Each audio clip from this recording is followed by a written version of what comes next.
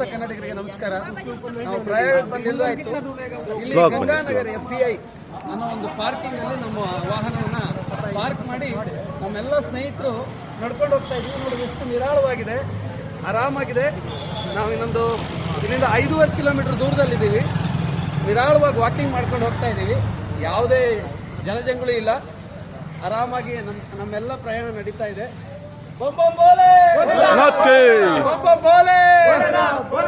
ಇನ್ನು 5.5 ಕಿಲೋಮೀಟರ್ ಅಲ್ಲಿ ನಮ್ಮ ಪ್ರಯಾಣ ಮುಂದುವರಿತಾ ಇದೆ.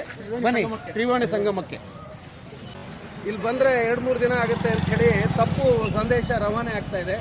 ನಾನು ತಿಳಿದಿರೋ ಪ್ರಕಾರದಲ್ಲಿ, ನಮ್ಮ ಅನುಭವದ ಪ್ರಕಾರದಲ್ಲಿ ಯಾವುದೂ ಇಲ್ಲ.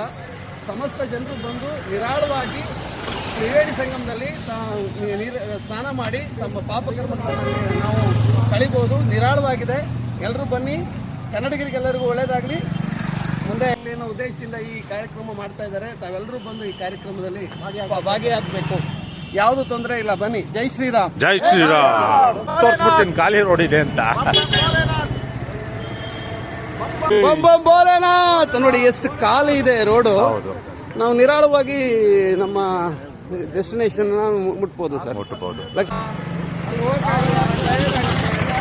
ನಿರಾಳವಾಗಿ ಒಂದು ವಾಕಿಂಗ್ ತರ ನಾವು ನೋಡ್ಕೊಂಡು ಹೋಗ್ತಾ ಇದ್ದೀವಿ. ಖಂಡಿತ ಖಂಡಿತ. ಯಾವುದೇ ರೀತಿ ಭಯಭೀತಿಗೆ ಒಳಗಾಗಬಾರ್ದು ಅಂತ ನಾವು ಈ ಸಂದರ್ಭದಲ್ಲಿ ಹೇಳ್ತಾ ಇದ್ದೀವಿ. Thank you. ನೀವೇ ನೋಡ್ತಾ ಇದ್ದೀರಲ್ಲ, ಹೀಗಾಗಿ ಎಲ್ಲ ಕಡೆ